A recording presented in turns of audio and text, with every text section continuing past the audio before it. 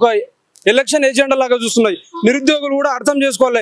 మనం చైర్ల మీద కూర్చొని IPL మ్యాచ్లు చూసుకుంటా, జబర్దస్త్ చూసుకుంటా ఉంటున్నాయంటే గతంలో ఏపీలో 3 సార్లు గ్రూప్ 1, తెలంగాణ వచ్చిన తర్వాత 3 సార్లు ఏపీలో గ్రూప్ 1 నిర్వహించారు, 4 సార్లు గ్రూప్ 2 నిర్వహించారు. మన దగ్గర ఉన్న ఒకటే గ్రూప్ 1 12 సంవత్సరాల తర్వాత ఒకటే గ్రూప్ 1, అది కూడా కోట్ల చుట్టూ నడుస్తూ ఉన్నది. అవినీతి అక్రమాలు మొత్తము. ఇంకా ఎన్ని రోజులు లైబ్రరీల చుట్టూ ఉండి మీరు ఇది చేస్తారు? ఇంకా 2 సంవత్సరాలనే కాంగ్రెస్ పార్టీ నోటిఫికేషన్లు ఇచ్చే పరిస్థితి లేదు. ఒకవేళ నోటిఫికేషన్లు ఇచ్చినా కానీ కూడా అవే జీవోలు పెట్టి మళ్ళీ నిరుద్యోగులకు అన్యాయం. తర్వాత మనం హాఫ్ మార్క్ తోటి 1 మార్క్ తోటి ఈ జీవో వల్ల మిస్ అయింది, ఆ జీవో వల్ల మిస్ అయింది అని చెప్పి సూసైడ్ చేసుకుంటాం, బాధపడతాం. కాబట్టి అటువంటి పరిస్థితులు రాకన ముందే June 2 లోపు ఖచ్చితంగా ఉద్యోగ నోటిఫికేషన్లు అన్ని కూడా భర్తీ చేయమని చెప్పి కాంగ్రెస్ ప్రభుత్వం మేము డిమాండ్ చేసినాం. దానికి తగ్గట్లుగానే పెద్ద ఎత్తున ఉద్యమాలు కూడా కొనసాగిస్తాం.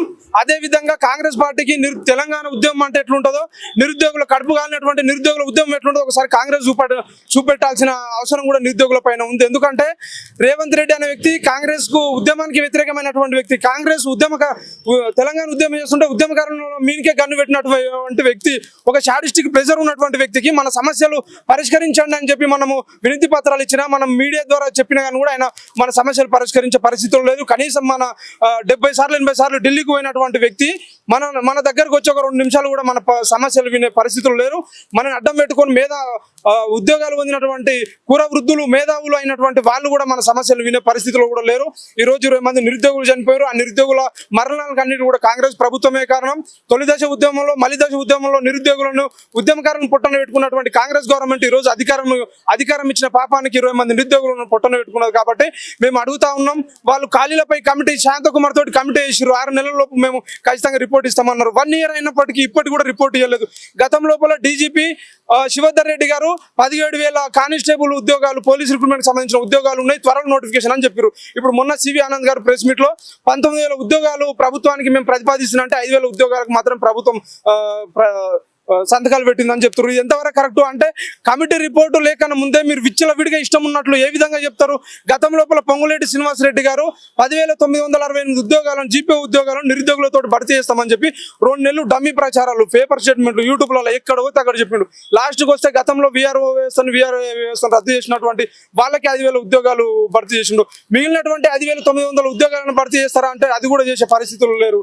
మరి ఎందుకు 2.5 సంవత్సరాలు గడిచిపోతా ఉన్నది, కనీసం స్పందిస్తలేరు? ఇంకెన్ని రోజులు ప్రెస్ మీట్లు, ధర్నాలు పెట్టాలి? కాబట్టి నిరుద్యోగులారా, దయచేసి మీరందరూ కూడా బయటికి రావాలి. లేకపోతే అంటే మనం ఖచ్చితంగా చాలా ఇబ్బందుల పాలవుతాము. కాబట్టి దయచేసి June 2 లోపు నోటిఫికేషన్ కాంగ్రెస్ ప్రభుత్వం ఇవ్వకపోతుందంటే తీవ్ర పరిణామాలు ఉంటాయి.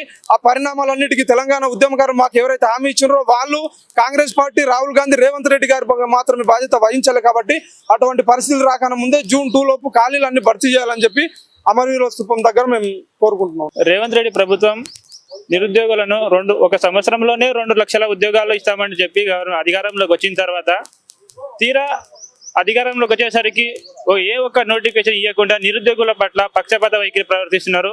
ఎందుకట్లా అని మేము ప్రశ్నిస్తున్నాము.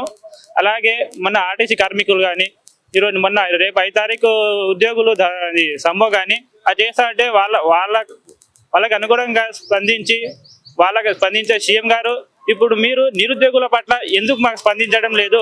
స్వయాన మీ నాయకుడే రాహుల్ గాంధీ మా చిక్కడపల్లి సిటీ సెంటర్ లైబ్రరీ దగ్గరకు వచ్చి మేము చాయ్ పే చర్చ పెట్టి సంవత్సరంలో 2 లక్షల ఉద్యోగాలు ఇస్తామని చెప్పినప్పుడు కానీ అప్పుడు తెలవలేదా మీకు నిరుద్యోగులు ఏ విధంగా బాధపడుతారని? ఎందుకు రేవంత్ రెడ్డి గారు ఎందుకు మీకు నిరుద్యోగులు అంటే అంత చిన్న చూపు అని నేను ప్రశ్నిస్తున్నాను. ఈ విధంగా నేను కొనసాగితే మీ ప్రభుత్వాన్ని కాదు, మంత్రులు కానీ అందరి యొక్క ఇల్లులు కానీ మేము అందరం ముట్టడి చేస్తామని నేను నిరుద్యోగుల తరపున హెచ్చరిస్తున్నాను. ఇంకోటి, నిరుద్యోగులు లేకపోతే మీ ప్రభుత్వం ఉండేది కాదు. గట్టిగా చెప్పాలంటే మీరు అసత్య ప్రచారాలు చేస్తారు. వేరే రాష్ట్రాలకు వెళ్తారు, 2 లక్షల ఉద్యోగాలు ఇచ్చామంటారు, ఏదేదో చేశామంటారు. కానీ అవన్నీ అసత్య ప్రచారాలు చేస్తారు. ఇవన్నీ అసత్య ప్రచారాలు మీరు మానుకోవాలి. మీ మాటలకు అసలు విలువ లేకుండా పోతుంది రేవంత్ రెడ్డి గారు. మీరు గట్టిగా చెప్పాలంటే అసలు మీరు ఏ ఒక్క విషయాన్ని కూడా మీరు రాష్ట్రంలో కానీ మన పల్లెలలో కానీ ఏ ఒక్కరు కూడా నమ్మే పరిస్థితిలో లేరు. మాకు నిరుద్యోగులను మీరు నిండా ముంచేసారు. ఇప్పటికీ మాకు ఏజీ అసలు అయిపోయి మా ఇంట్లో కూడా మా చదువుకునే అవస్థ లేక మా తల్లిదండ్రులు మాకు అసలు ఇంటికా నుంచి ఆదాయం కూడా పంపే స్థితిలో లేదు మాకు.